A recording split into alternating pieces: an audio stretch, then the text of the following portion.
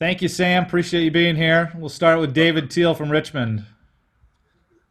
Sam, a lot of people have compared Kyle Hamilton, the Notre Dame safety, to Isaiah Simmons. You competed against Simmons last season. Do you see the comparison? Yeah, I definitely do. I think they have similar frames. They have similar body types. They're both do-it-all players. They both can really play whatever position they really want on defense. And I mean, you definitely feel the impact on both those players. I haven't played against Kyle yet, but he's a really good player. So it's something we got to be prepared for. And I'm just looking forward to the opportunity to compete with players like that. And they have great players all over their team and all over their defense. So it's something we got to be prepared for. And 4 consecutive games of at least 41 points for you guys. Has the offense found another gear in that stretch? And if so, what was it? David, I just think we're playing more consistently. I think we're having some bad quarters of football on the offensive side of the ball early on, and I think we've kind of been playing better for all 4 quarters, and we've limited some penalties that have been killing our drive. So I just think we're playing smarter and more consistent football. I think that's going to be the key moving forward. Just all 11 guys that are on the field doing their job. Thank you, Matt Fortuna, followed by Adam Smith. Hi, Sam. How have you and Coach Longo meshed so well from a temperament standpoint? Never getting too high, never getting too low. When you're in the game, no matter. He told me, you can look at Sam and you never know if he's up 20 or down 20. He's going to, do what he needs to do to set the tone for the other 10 guys. How do you guys rub off on each other and helping to set the tone for the offense? Yeah, that's a good question. I would just say our personalities kind of click together. Me and him work really well together. We think a lot alike. So we kind of every situation we kind of see the situation the same way, which really helps that we're on the same page all the time. So I think we have a really good relationship and we spend a lot of time together. So we really just think alike. I think that's probably my best answer for you is we kind of see everything the same. Adam Smith, then Greg Barnes. Hey, Sam. Coming off the Wake game, all those passing yards, all the touchdowns, the time that's passed since then, what's like the most interesting comment someone has said to you or that might have surprised you? What's the most interesting thing you've heard and who said it? That's a good question.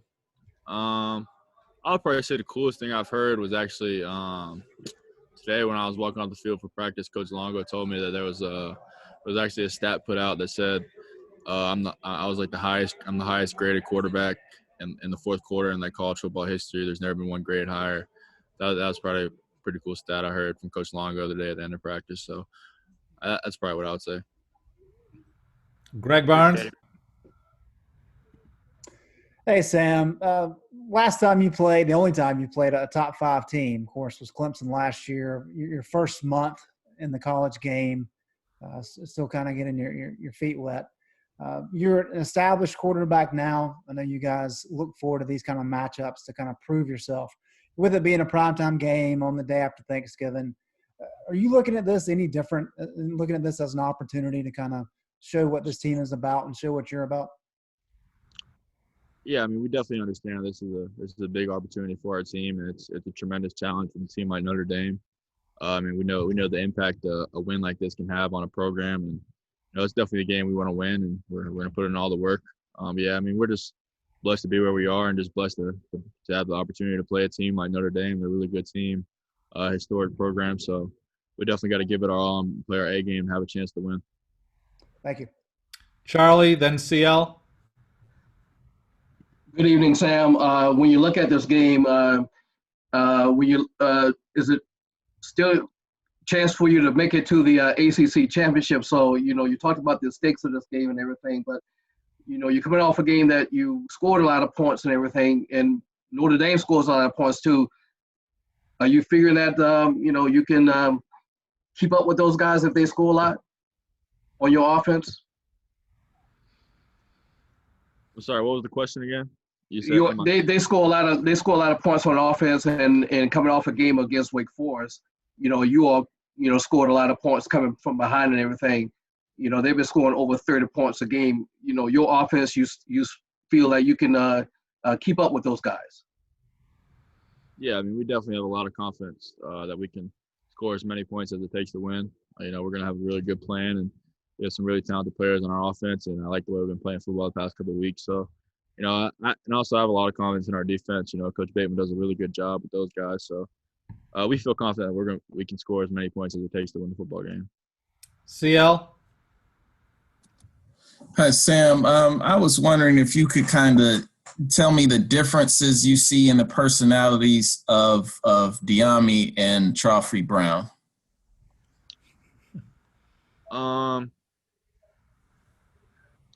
I would say the differences is probably,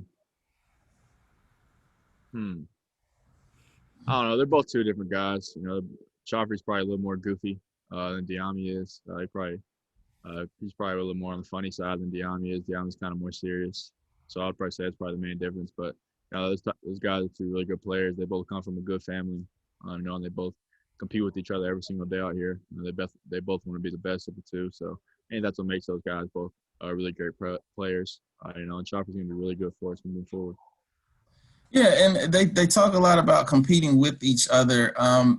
Can you see that? Like, is that something that just plays out internally for them, or can you see it on the field when they're doing stuff like that? They're actively pushing each other to be better.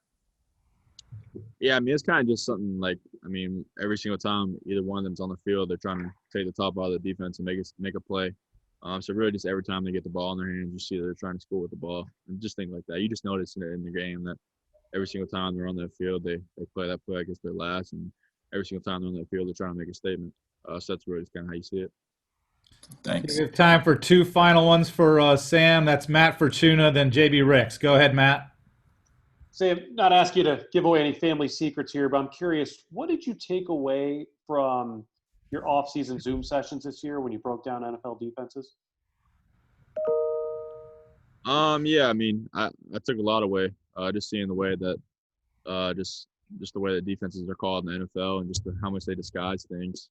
It's a completely different game when you get to the NFL. So really just trying to expand on my knowledge of defense. That's something I just want to put in time in the offseason to do, just for my own development. Just seeing just how they call games on the defense side of the ball and how every single thing they do in the NFL is disguised, and they do a really good job of that. So, I mean, I'm not really thinking a whole lot about the NFL right now. Just trying to more focus on our task at hand right now. But yeah, it's definitely something I'll return to in this offseason. I'm excited for it.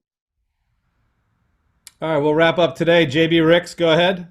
Hey, Sam, thanks for taking out the time. I just wanted to ask you, how does a game like this that's going to have the attention that it's going to have on it, national spotlight, top two team second-ranked team in the country, how does your blood get boiling for a game like this when it comes to preparation compared to the rest of the games that you've been throughout the regular season during your career? A game like this right here has to get your blood boiling a little different than the other, right? Yeah, I mean, we definitely understand just the weight this game holds with an opponent like Notre Dame. But from a preparation standpoint, it's really the same thing. We have a plan that we do every single week. I personally have my own plan how I attack every single day of the week in the game week. So I just kind of go by that and just try to prepare as much as I can. But yeah, I mean, definitely the emotions are probably a little bit higher. Just that we're playing a team like Notre Dame, just the program that they are, and they deserve all the respect that they've been given. So it's definitely a great challenge for our team, and I'm excited to see how we hold up against them. Sam, thank you very much. Appreciate your time today after practice. Yep. I love the stash, Ross.